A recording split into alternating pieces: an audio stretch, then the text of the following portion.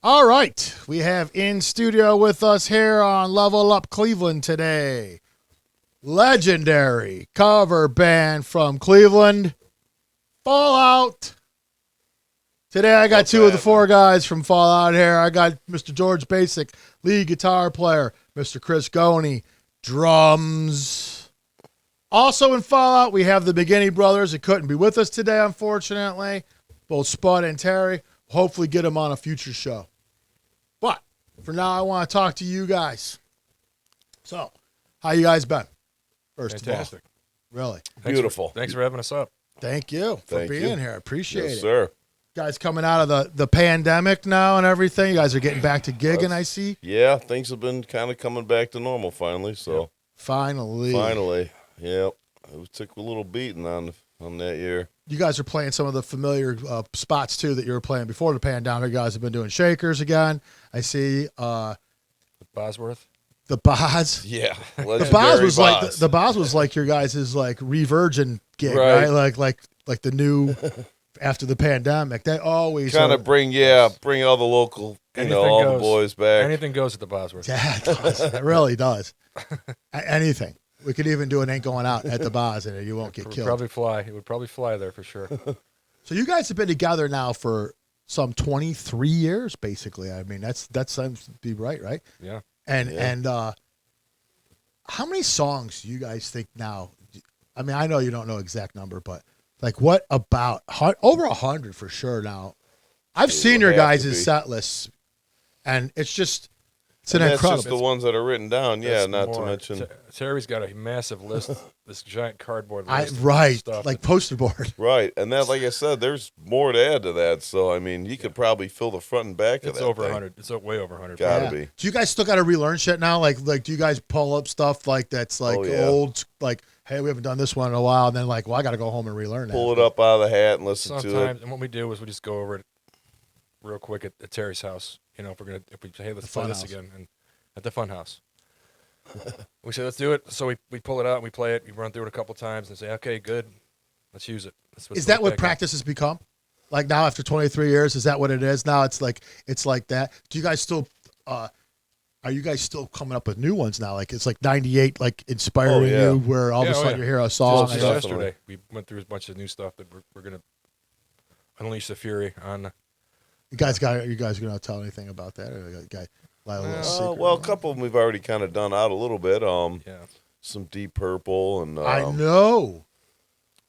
Perfect Strangers, right? But we want you to That's a tough one. I know that. I know that's a tough song. It sounds great though, man. We want you to come to the show though, so we're not going to give everything away. You got to. I hear you. It's just a little teaser. Yeah. Oh, I've seen you guys so many times. One of my favorites, man. Yeah, for people that don't know you guys, I know you guys are always been described as like the classic rock B-side type band. That was one way. And that's kind of an accurate way to put it.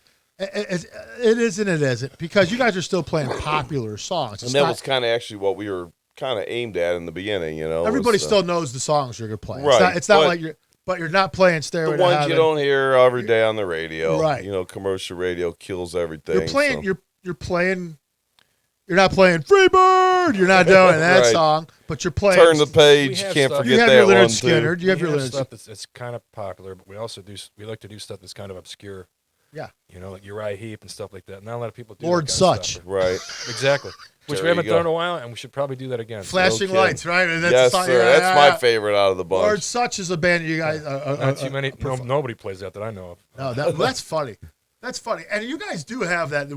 I know you're all kind of eclectic in that way, where you guys pull off like some of these really where we just don't care. If Terry says, "Hey, let's do this." Terry does have he's got like he's got the old eclectic for sure. Yeah, he comes up with these off the wall things. He's turned me on to so much different music over the years that I've known him, man. And he's like an encyclopedia. I remember when I was getting into Budgie, and I brought it up to him like, and nobody knows Budgie, and he goes, "Oh yeah, dude."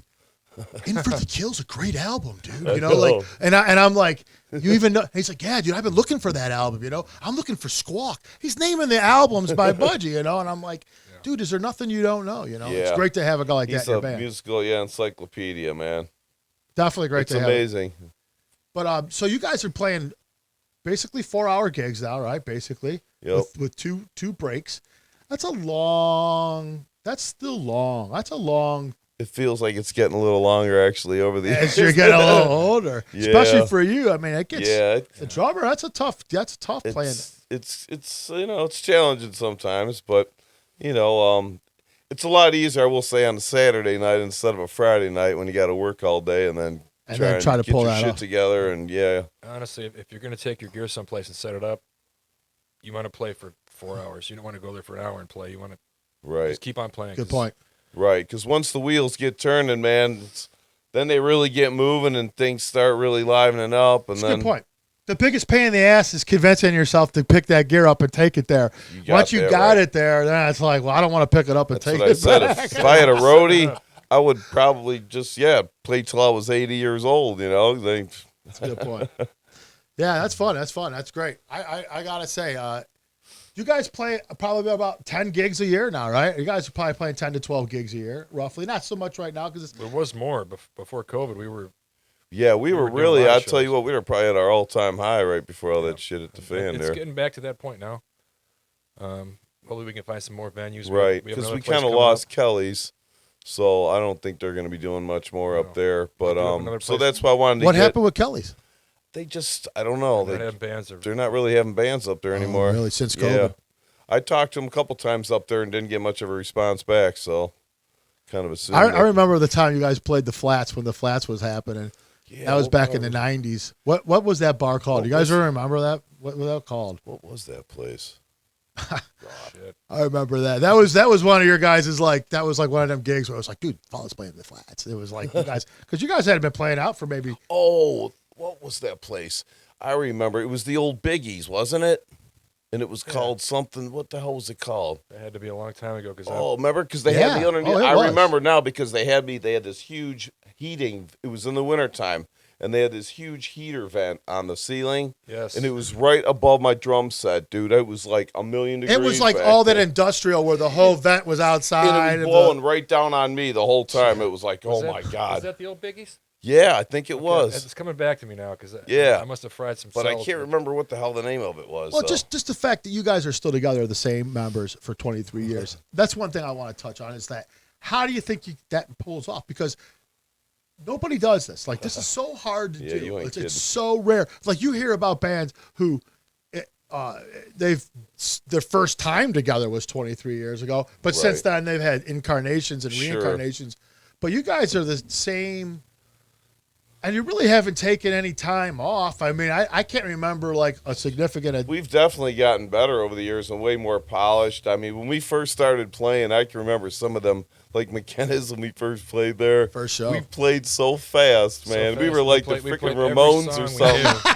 It's like, man, we must have blew through like 30 tunes in a set or something. The next day, my hands were so sore. Well, I couldn't hear for shit. I know. It was louder than hell. Turned everything up all the way and played it's super fast. Beat the hell out of your equipment. Play as fast as you can. But then you keep doing it. You kind of refine that and you do it better and evolve. And speed isn't always the killer. You want to slow down and kind of, I mean, there's variation of speed for whichever song you're doing, but can't all be just. We still have fun doing it.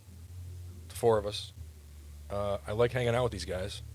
They're cool guys to hang out with. I guess that's not, Right. Next shift, we go back how many years now hanging out. Yeah, that's the other thing is that the band isn't where it starts. Like, this is like people would have to. Like, I happen to have been lucky enough to know you guys since the beginning and all that stuff, so I know what I'm. But this is like a whole huge group of people who hung out and grew up together, and certain guys picked up throughout instruments. the years, different guys played drums or guitar or bass, whatever, and then out of that comes this band. Right. I remember I think Marvin Griffin played with you guys for like a minute. Yep. And he then was the original Fallout. Rollo. Well, before it was Fallout. Remember they called him Rollo? Rollo. It's to you, Marv. Rollo. Here's to you, Marv. And then you joined the band, and it's never like you guys really haven't looked back. No. And you guys like think that you guys specialize in certain things, but you play everything well. Like everything is well done. It's like everything is, and you guys in 23 years, you've so tightened up your act that you're so tight now. You guys are but the Zeppelin still is your bread and butter. That's our go-to. Yeah, it truly is your bread and butter because you guys don't just play. You play it a lot like Zeppelin. You know, like and that's hard to do, but you play it a lot like Zeppelin. Terry can sing that plant style singing. His singing you definitely do has Page improved so over the years we play. well. The whole Bonham thing, the whole thing you guys do, and Spud, who's like one of the better bass players around. Most definitely. You guys just round it off nice, man. When you guys do the Zeppelin stuff, there's no question. There's not a lot of bands out there that are doing it like that. And for a 3-piece band, yeah, I mean, like I said, we just go out there and give it our all, you know. And your options for none of us are slackers really in that, you know. Your options for a band the size of ours. I mean, Zeppelin fits what we do. Correct. The One guitar player. Who fits what we do. Right. We do other stuff, bigger bands, but we just do it our way. Like Absolutely. We do Star Wars Right. music. Like Leonard Skinner. Exactly. We Add play a that little stuff. Fallout touch to it, you know. Yeah. But the other stuff fits right in to what we sound like, and that's why it sounds good, I think, when we do it. It does have its own Fallout thing. Yeah. For sure. Always has, too. So when you guys are practicing now, you guys are getting together, because one thing I like to get out there is people out there who are in bands that don't know how to stay together for more than 23 days, let alone 23 years. It's hard to do, man. You know, like, yeah. And when I hear about bands who have done it for 23 years, I'd like to know, like, there's got see, I hear what you're saying. It's you know, we like each other, we get along and stuff. But the thing that kills bands, and I'll talk about this probably till my head falls off in these interviews, but it's ego, right? I mean, people with their egos and stuff, and they need to leave that stuff at home. One guy thinks he's more special than the rest. Without one of us in the band, it ain't Fallout. That's the way I look at it. And it's true. It would be that way. I don't even know how you would replace any of us, man. It just wouldn't. Terry's got his craziness that brings life to the band. I mean, hell yeah. Without T being the front man, he's a character up there. I've seen him do some funny things. So man. Crazy shit. Oh my god. Absolutely. So have I. We've all have, and he's great. He's great for it. He is, man. And Spud too. He's another guy that'll go. People, yeah. You can watch him all night too. Sometimes, you know. He likes the attention. All Spud, you guys, all you guys, man. It's a fun thing to watch. It's a special thing to watch. Now, you guys play a lot of the smaller venues right now. You guys are still playing the smaller stuff. You guys looking to up the ante here? Are you guys looking for maybe something? We're always looking bigger paydays. Oh, sure. Bigger. Yeah, I mean, I think you guys definitely. I'd love to get us in like something like one of them Edgewater live things or something like that to really, you know, see a big group of people in front of us. You know, that would. Now you guys always play. I used to throw those big parties back in the day, starting 23 Some great years parties, ago. by the way, yeah. And you guys played all of them. Every single party I've ever thrown, you guys played. These are big parties. These weren't like, you know. Oh, right. You'd sell the tickets, and we'd have the kegs and the food, the steaks, and the whole bit. Legit parties. Yeah, and you guys always played those. But I can remember some of those gigs, too, that were pretty legendary. The first one.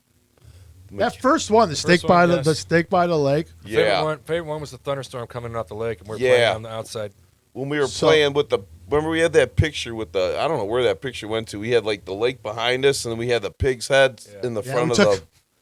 So I'll tell a little bit about that day because that's a fun story. Yeah, we took both pigs' heads. This is probably going to get us kicked off YouTube. We put both pig heads on each speaker on the PAs, and we had one on each side of you guys. And then big thunderstorm rolled in, and the amps are fucking. But it didn't roll in. It was out over the lake. It looked like it was going to roll in. And then you guys are like, we're done. So you guys packed up your stuff and left. And then I was supposed to have Mo Rage that day. Oh yeah. And I was supposed to have who was the other band? Danny Merton's band. Well, they did get to play. They played the beginning of Rockin' and Free World. Right. And something blow up. So some amp and the blew amps up or something. He blew his hat. So then Mo from Mo Rage let him borrow his hat. That's right. He blew that one. And you fuckers were gone. I'm like, fuck! They're all gone. I'll never forget that. Another thing that happened that day that was hilarious was when I was doing something and someone's like, Brian, you got to come over here and see this. So I go running over, and there's this guy laying on the ground. The roadie. For Mo Rage. And they got a hose. I don't even know how they got a roadie, and we didn't have one. We took a hose and we ran it out. We ran a hose out by the bands in case there was a fire. We wanted to have a hose out there. So they got this hose that I ran out there, and the dude's laying passed out on the ground, and they're blowing the hose into his face with a pressure thing on it, right? Right up his mouth's going. And I'm like, dude, what are you guys doing? This guy's gonna drown, you know? And Mo looks at me and he goes, he pooped himself. Pissed himself and he shit himself. Now he's my problem. And some girl there goes, we got to call the police right now. We got to help. Call an ambulance, she said. And I was like, whoa. Yeah. Don't be going no ambulances are coming inside this. Someone knows CPR around here. I told him, I don't care if you throw that guy in a lake. They can fish him out Monday. So they end up grabbing this dude and they pick him up and they throw him in the van that they brought him in like a dead fish and wheel him out of there, got him out of there. So later on I find out that he had made some kind of bet with somebody on the way there that he could drink 10 beers in a half hour. And he did it. Well, there you go. Okay, see, and now we know why. And then now he we know what passed happens. out. But it was so fun. I'll never forget that. He puked himself. He pissed himself. It's not always cool to be the winner, man. We were just talking about that at practice. Hosing off the puke. Oh yeah. Oh my God, that was a wild part. But those parties were great. But you guys always played them. Always were awesome. I mean, there were some good parties, no doubt about it. Absolutely, man. Even the one in Brunswick. Yes. Oh yeah, that one out in the barn out there. The one in Brunswick was a good time too. Yeah. No, that was outside. We had a pavilion set up. We had a tent set up. The Bruns-Tucky one. The Bruns-Tucky Ball. Cops came, right? Cops came and shut They it down? did come at that one. But you guys still played like 4 more songs after they came. Yeah, we were. Go to Hell. We had to play that one. Yeah. Yeah, you guys got a great set, man, of songs that you play. And like, so like, even through the years, how does that all come about? Is this just stuff that you guys have listened to over the years when you were younger and you all right away agree, oh, yeah, like, yeah, that song. Or does this a slowly evolving thing? Over 23 years, I can only, like, what's the process there? Like, how does that work? Usually? Yeah. Initially, we had, like, when Chris first came over, it was, we had, like, 10 songs that we all knew. We burned through those songs, said, hey, sounds good, let's do a band, okay, what songs you guys want to play? And then all this other stuff started coming in, you know, hey, T says, how about let's do this? And we listened to it the old-fashioned way with records, not YouTube. We'd sit upstairs in Terry's living room and listen to Steppenwolf or whatever and say, hey, you know, okay, Spud, you got to play this, then the list just built that way. And then... Yeah, and we just take the tunes, we go down and he wants to do kick something. them around. Says, hey, let's try this. So we try it. Right. Sometimes it works, sometimes it doesn't work. Right. I mean, we kind of knew our a limits, lot of not works, or does that not happen? We kind of always knew our limits. I mean, we never like bit off more than we could chew. You know, we kind of as we got better, we kind of of course expand a little more and take a little more chances. Songs, I guess. Sure. You know, it is possible to overreach. Right. It's happened sometimes. We try something that's just a little too ambitious, and it's like, well, let's just leave it. Have you ever done that? How many times we tried, just it never quite comes out the way you want it to. Have you ever done that where you felt you overreached and then later came back to it and then was able to do it? I don't know. Have we? There were songs we used to do a long time ago that we stopped playing. Yeah, right. And then we tried playing them again, and it's like, yeah, right, yeah. Yeah, maybe it's because we were playing so fast back then. I'd like to get into some of the things that happen along the way of the long tour, which is the life of a band. And one of the things that you hear about with some of the more popular bands, I want to say, like the Motley Crues, and say is not just the stories of how they made it or how they wrote their music, but the other stuff that goes along with being in a band. And anybody that's been in a band knows that, especially during a gig, anything can happen, and usually does. But there's always there's always going to be a few stories. I remember my partner that I do music with, Pat, telling me a story about a band he used to play with, where a horse literally rode in the bar while they're playing. You know what I mean? So that's a story you're always going to tell. Western style. Yeah, right. You know what I mean? You're jamming, and now there's dogs. A horse. We've had dogs. Hopefully, they were doing a Willie Nelson tune. Yeah. Are there any stories like I can remember? I've been at some of your old gigs. I can remember some things at McKenna's back in the earlier days. McKenna's was a fun place, but that was like our first shows were there, so we were kind of cutting our teeth a little bit. Right. And the people that come to see us are very blue collar, very down to earth. Like to drink and fight. We're old. Well, they used to. That was like the old days. Yeah, right. It's not like that now. But, yeah, right. Good luck now.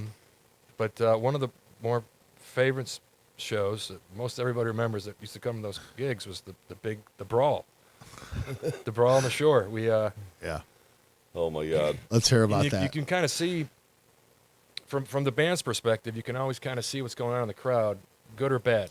You know, you can see crazy shit sometimes. You see girls doing stuff. Sometimes it's kind of crazy. But this particular time, we had some guys that were kind of getting ready to scrap. You could tell by the look on their faces. And one of them was a friend of ours. And the other dude, I don't know who he was. He was having words with a couple other guys. They were from, the one guy who I knew was from the neighborhood. My brother had went to school with him. Yeah. But, so yeah, needless to say, he gets popped in the eyeball. Yeah. So we finish our set. All this stuff's about to happen. I go in to take a leak in the bathroom, which is the other side of the room. I walked out of the place. Whatever it takes, how long it takes, 30 seconds or a minute or whatever. I walk out, and it looked like someone from a Burt Reynolds movie. It was just Chris, our drummer's got some dude in a headlock. OK Corral, and the same thing had happened. I went to the bathroom. I usually hit the freaking head right after, we're jamming, and I come out, man. I see Terry with, grabbing a hold of this dude, and all hell's breaking loose. So, yeah, I grab this dude in a headlock, start wailing on him, and there's fists flying everywhere. Yeah, God, it was so funny. I'm like, wow, what did I miss? So I was actually at this gig. You were in the thick of things. Yeah, and I was right there when it started. And it was between Neil and another guy. That you're right. I don't remember who he was, but he was bigger than Neil. I can't remember. Yeah, right. He was bigger than Neil. Yeah. And Neil was really in a bad way. And got in Neil's face and da-da-da-da. And we usually know what happens just after blasted that. Neil. This guy just blasted Neil. Oh, yeah. And after that, everybody jumped on everybody. And it was just crazy mayhem. Right. And Neil was just frantically trying to figure out who hit him. Actually, but it was funny because he had to know the guy was only standing in front of him. But the guy blindsided him, so he never really was quite sure. Kinda, but trust me, I was standing right there. Neil kind of should have known who hit him. Yeah. But Neil was kind of blind, too, at this time. Like, he was always blind. I remember for a fact that day because him and Mr. Paxton were out drinking all day, man. It was an all-day affair, and I knew anytime them boys get together and do an all-dayer, oh, yeah, it's going to be a good one. He was outside, and I was trying to calm him down because he had a big knot on his head, and he just wanted to run back in so bad. We lost him. He runs in, and he punches that dude. Oh, that poor guy. And it's not even the right guy. Yeah. And the dude is demolished his glasses. Needless to say, all of our money we made had to go for paying for the poor guy's glasses. But at least you guys. Well, we took. Yeah. At least people that come to your show know the first time that if something happens to their glasses that are covered, if you're sucked up, if you get sucked up into the melee, we'll take care of you. Yeah, there's an insurance policy that goes on with it. Hey man, if you get punched, we'll take care of you. Don't worry. At least get him a beer or two. There's dozens of stories. McKenna's. We had you probably remember this. It was a Christmas thing we played at Margaret Mary's. It's a cool place we played. We love playing that joint. Me too. I loved it. I know which one this is. We were at it was a Christmas thing, and it was because it was down because the band would play like you had level. You had to see how it was set up. The band was set up down like in the lower level, and everybody that watched you was above you. Right. Yeah. And it was kind of cool. It was a cool setup. Yeah. So we're playing, and a bunch of guys that I work with showed up, and Lenny was one of the guys there, Lenny Mahavich, and we're playing our set, and everybody's looking the opposite direction to where we're playing. At the pool table, I remember this one. What's going on? So we finish our set, we walk up there, and Lenny's like, man, you missed it. These two chicks were getting it out on the pool table. like getting on hardcore, you know, and it was probably some kind of bachelor party because there was a bunch of dudes in suits, I guess, that these girls walked in with. And, oh, nice. But Margaret Mary's was a cool bar. Yeah, it was, man. Huge, big room in that. I mean, before we played up there, them guys, George and his band, with the Ratones. Ratones, right? It's a Spotted Dog now, right? Is it still a Spotted Dog? Spotted Dog, yeah. Over there on Clinton Road or whatever. That was a used fun to place be to play. Margaret Mary's, and then it was the what was it called before that? When Greg Lee and all them, the Hideaway. Yeah. Yeah, it's a huge place, man. It's a cool place, no doubt. But it's in a good spot, you know. Cause it just was like it just after a while, it just kind of fell to the dogs. Yeah. But it still was a beautiful bar. I think it was more or less. I used to love watching you guys play there, man. I used to love it. I guess we talked earlier about how does you stay together for so long. Yeah. Those kind of gigs help because it's we used to hang out there.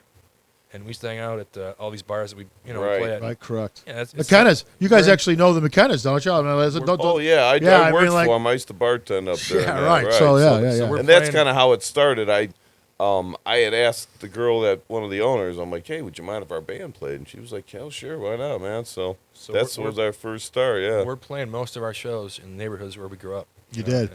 Did you guys, what was the bar on 105th, right at the end of, like Dale or whatever, that this crap bar? The Palace. The Palace. Did you guys play there once? No, we never did, but I used to bartend up there too. When I moved back from Florida, that was my first gig. I went up there and the guy let me run a beer tab. So my beer tab was up to like almost $400. So he's like, hey, I'm looking for a bartender. I was like, oh, I'll take the job. So I paid off my credit and still got the drink for free. It took him 6 months to actually go positive. I was like, oh, man, what the hell? What a great deal that was. Excellent. Yeah, I remember that place, but I was like right there. I just real. It was a crazy biker bar when I was a kid. I lived right down the street from there. Oh, really? I seen a guy get stabbed right out front of it. Right? Right. I seen a guy get stabbed right there. 2 biker dudes went out in the street, got into a fight. Guy pulled out a knife, stabbed him in the stomach, jumped on his bike, and took off. You saw it? Yeah. How old were you when that happened? God, I was probably about 6 or 7 years old. Oh, that explains a lot. It ain't been the same since. Yeah. Dun, dun, dun. Excellent story. I remember going to a gig with you guys once at Harry's place. It's not called Harry's Place, I don't think, now. It's there over on Rocky River Drive. Yeah. It was just south.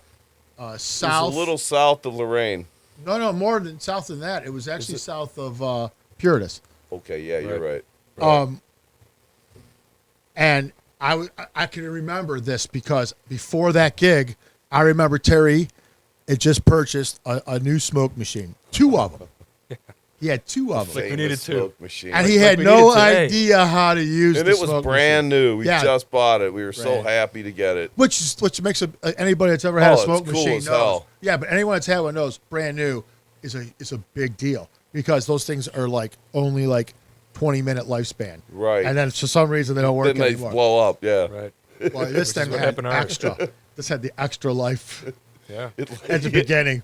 So you guys bring it to this gig. It's a small bar, Harry's Place. It wasn't a very big place, but this was the place that you guys were going to try the smoke machine. And it was kind of the funny thing is it was kind of a suburban crowd in there. It wasn't like a regular crowd. Right. It was. Yeah, it was was more people from that bar. Right, and back then, we're going back now. We got to remember it. We're going back probably 18 years, probably at this point. Right.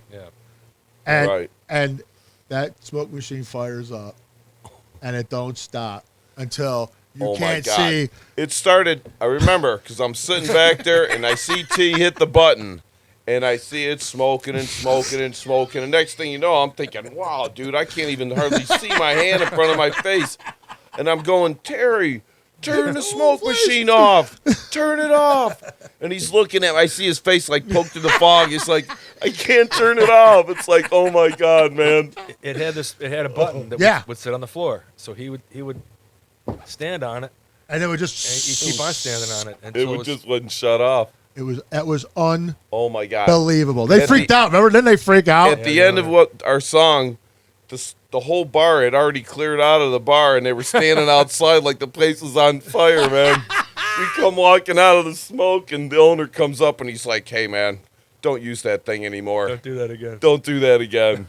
If we just, it's so cool, though. if we just would have had cameras and phones back then, we would have had you guys walking out of the smoke.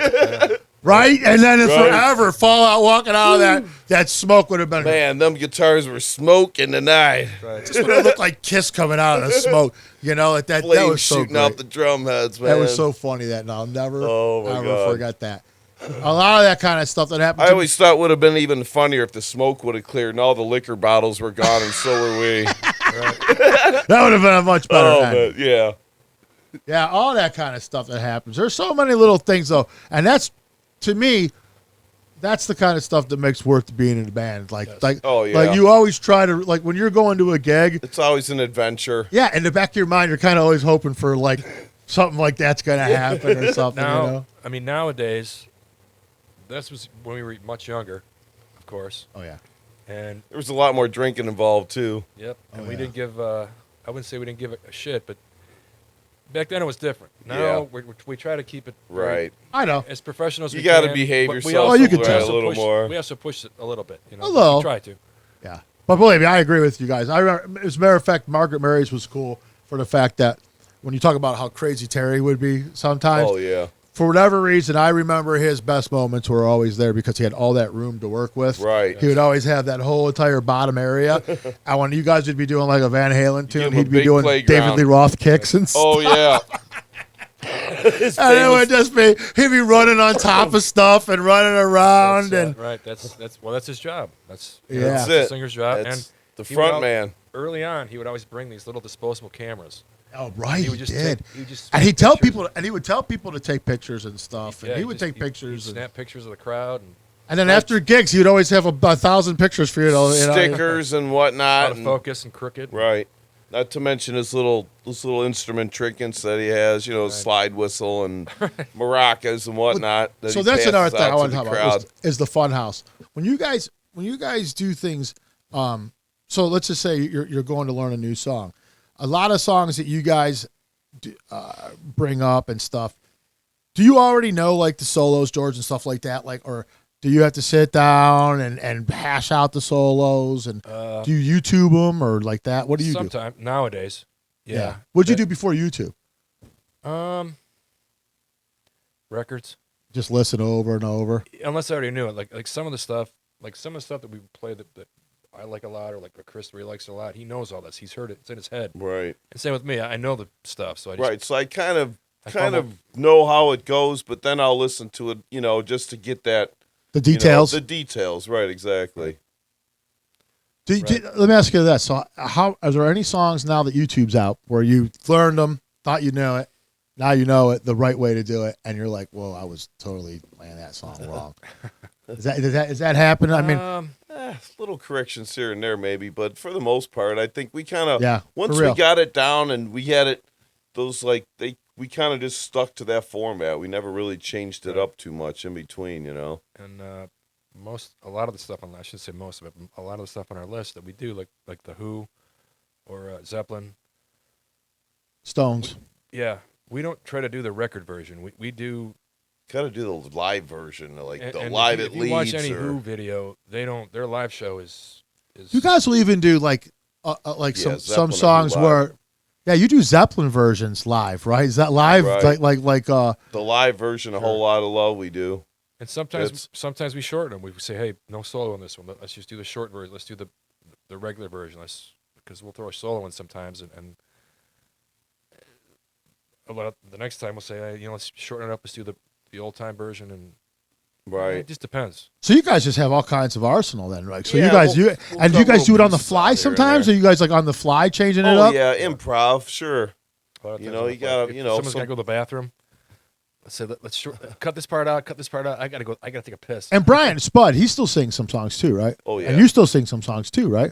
Yeah, that makes it nice too that you guys are able to do that. For breaks, for each if nothing else. Oh yeah, without a doubt. It just helps. It's hard on the voice, man. It does. It takes a toll to keep singing. If somebody can help relieve you, give him a little break here and there, man. It really does help. Yep. But Terry's a unique dude. Like the Funhouse is such a cool place because when you would go down to the Funhouse, it was like even if you weren't a musician, you could have fun down there, which is why it was the Funhouse. Exactly. Because he had that whole table of like primitive instruments and stuff, and like the famous slide whistle, and right. he'd have fucking blocks with a mallet, and the shit they used to hand you in like music class in first grade. That's when he had a whole table of those instruments. Kazoos, yeah, right. Yeah, and you guys would be jamming down there, and that son of a bitch would walk over, and he'd start grabbing him. He'd run up to the microphone, and in the middle of like the Seeker, he'd be like, start doing a flute solo. Yeah.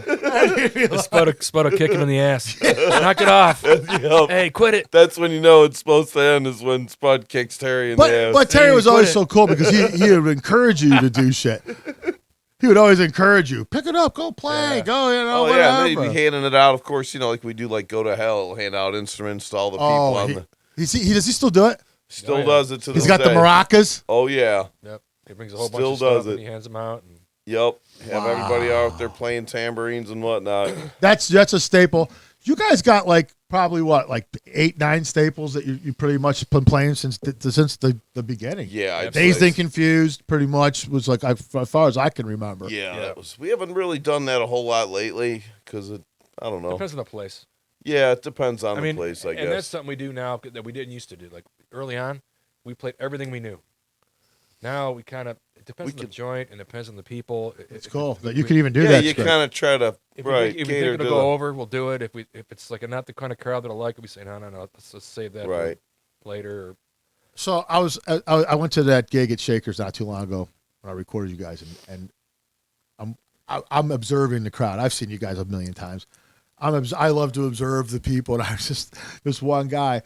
He's over there, and he kept talking to the dude. He was sitting right in front of you guys, and he kept talking to this guy he was with, and you guys were playing the Zeppelin, and I kept watching him. He would stop, he would go, "Who the fuck are these guys?" And he would turn around and he would look at you guys for a little bit, and then he would turn back around. And I see this kind of reaction a lot with you guys playing because people don't know who Fallout is. Sometimes they come in and they're like, they see, they're at Shakers, they see some shit. And then they're like, this is the Song Remains the Same version. Right. This ain't even this is ain't the studio version. This is they're like, what the hell who are these dudes? Right. And that's how we've gotten a lot of people, just in any bar we've played in, you always have a couple guys that are locals there, and they might not see us playing anywhere else, but you can bet every time we play at that particular venue, man, they're going to be there. There's that dancing Paul at Shakers. You always see him up there. Yes. He's with the you guys got a little following of people that are always going to be there. Yeah, who we expect to see, and yeah, sure. Sure. I mean, like you said, and then with all, the people that we all know from the old neighborhood and stuff. And yeah, you guys got those people. Which is a cool thing. We got a really good, following, man. We're lucky for that. Because otherwise we probably wouldn't be still doing it 23 years later, man. Suck. Yeah, who wants to see ya?